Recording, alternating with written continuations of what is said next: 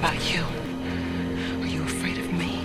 Welcome to Watch Mojo, and today we're counting down our picks for the most shocking, scary movies that put their scream queens in the ground. Obviously, some bloody spoilers lie ahead. You're crazy. Number 10, Underwater, Nora Price. We've got big things in store for you.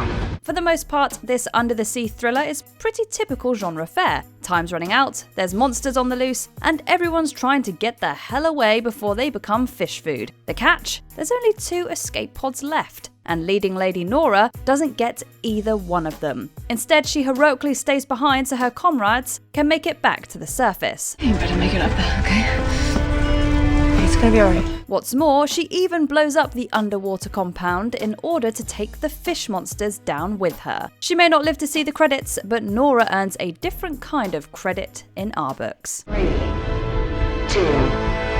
1. Number 9, Pitch Black, Carolyn Fry. Well then, just give me more life for them, I'll go back by myself. Crash landing on a hostile alien planet is usually a death sentence, but odds be damned, Carolyn Fry proves to be the exception. She's quick-witted, handy in a fight, and even persuades the outlaw Riddick to fly everyone to safety. Yes, I would, Riddick. I would die for them. For a moment, it looks like she and the bandits might kiss too, when suddenly an alien appendage whips out of the darkness and drags Fry to her death. The real gut punch is realizing just how close she and Riddick are to the ship. If they had kept their heart eyes to themselves for a few more minutes, this final girl could have actually lived through the finale. So much prayer to make up for. I scarcely know where to begin. I know where I'd start. Number 8, Drag Me to Hell, Christine Brown. Soon it will be you who comes begging to me. The rules of this curse are incredibly straightforward. Christine will endure 3 days of torment leading up to the moment she's officially yanked into the great beyond. No ifs, ands, or buts about it. Still, to her credit, Christine tries just about everything to avoid her fate, including digging up an actual corpse. After that, the final scene really makes it seem as though Christine will make it out alive. You never stopped believing in me. Thank you for that.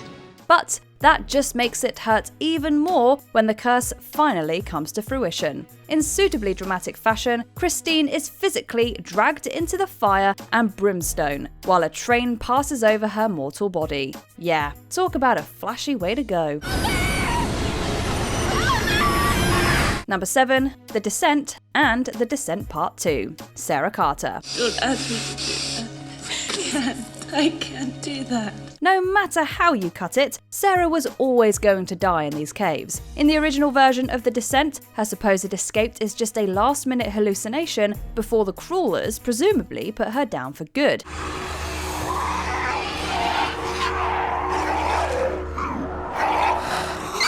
However, the film's international distributors didn't care for the downer of an ending and recut the movie to make Sarah's dream a reality. Unfortunately, her second lease on life doesn't last very long. When Sarah returns for the sequel, no amount of fancy editing can stop her self-sacrifice in the third act. She dies either way, but at least she goes out a lot more heroically the second time around.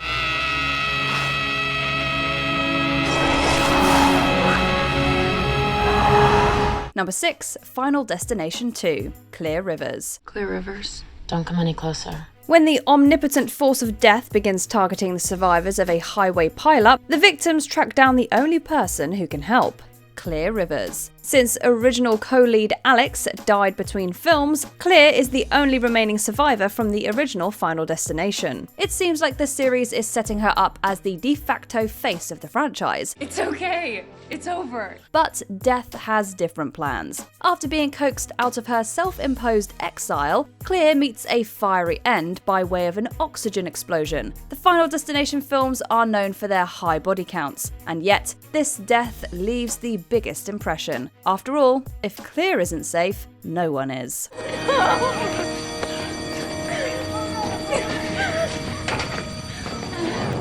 Number 5, A Nightmare on Elm Street 3, Dream Warriors, Nancy Thompson.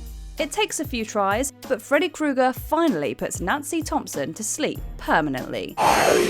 She doesn't go down without a fight though. Even after taking some nasty cuts to the stomach, Nancy spends her final moments giving Freddy a taste of his own medicine. Or should we say, a prick from his own razor hands. While it's never easy to say goodbye to such an iconic character, you really can't ask for a cooler death scene. I won't let you die. I won't let you.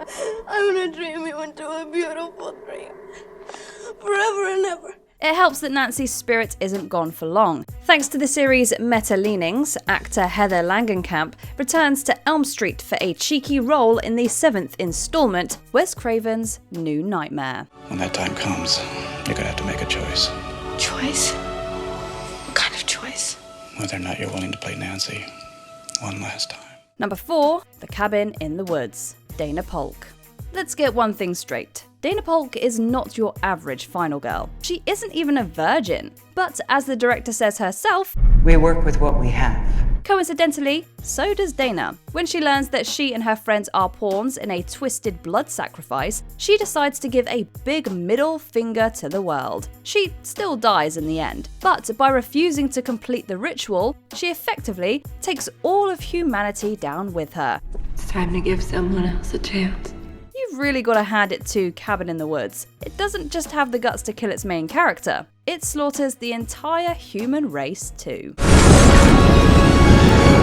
Number 3, Texas Chainsaw Massacre, Sally Hardesty. It's him, isn't it? Leatherface. This steely Texas Ranger has been chasing maniacs for years, almost 50 to be exact. See, Sally Hardesty is the only one to escape Leatherface's inaugural butchering back in 1974. Say you know me. Say you know what you did to my friends. Nearly half a century later, she reappears with a new career, a fully loaded gun, and a major bone to pick. I'm the one who got away, and I'm here to make sure you don't. Sadly, that still isn't enough to stand up to Leatherface. Like all his old friends, he greets her with the sharp side of a chainsaw. And that's that. It's definitely over the top, and yet, that feels oddly fitting for one of the genre's earliest final girls. Plus, in a slasher franchise like this, a 50-year legacy is nothing to be ashamed of. Number 2, Halloween 4, The Return of Michael Myers, Halloween Resurrection, and Halloween 2, Laurie Strode. Weirdly enough, the horror heroine of Haddonfield has died on more than a few occasions. Originally, she's canned off screen sometime before Halloween 4. God bless me. God bless Mommy and Daddy in heaven. But surprise, that's all a ruse. Halloween H2O retcons her death as an elaborate scheme to get Michael off her trail. Unfortunately, it doesn't last very long, and Michael returns in Halloween Resurrection to finish her off once and for all. Has been missing, unheard of last 3 years. Now he's back. She hasn't had much luck in other continuities either. In the alternate ending of 2009's Halloween 2, Laurie goes bonkers and gets gunned down by policemen. Hold your fire! Hold your fire! For as many times as Laurie's been put in the grave, you'd think one of them would have stuck by now. Before we continue, be sure to subscribe to our channel and ring the bell to get notified about our latest videos. You have the option to be notified for occasional videos or all of them. If you're on your phone, make sure you go into your settings and switch on notifications. Number 1, Alien 3, Ellen Ripley. After 3 movies of white-knuckled thrills and blood-stained carnage, one thing is very clear. No one can take on a xenomorph quite like Ellen Ripley. Please. Trust me.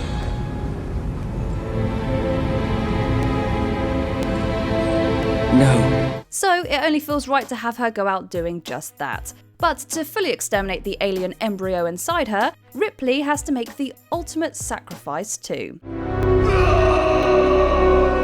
As far as a dramatic end goes, you'll be hard-pressed to find one as epic as falling backwards into a vat of molten lead. Not that we'd expect anything less from the moment that Ellen Ripley, last survivor of the Nostromo, officially signs off. At least until she comes back as a clone in Alien Resurrection, of course. So, what did you do?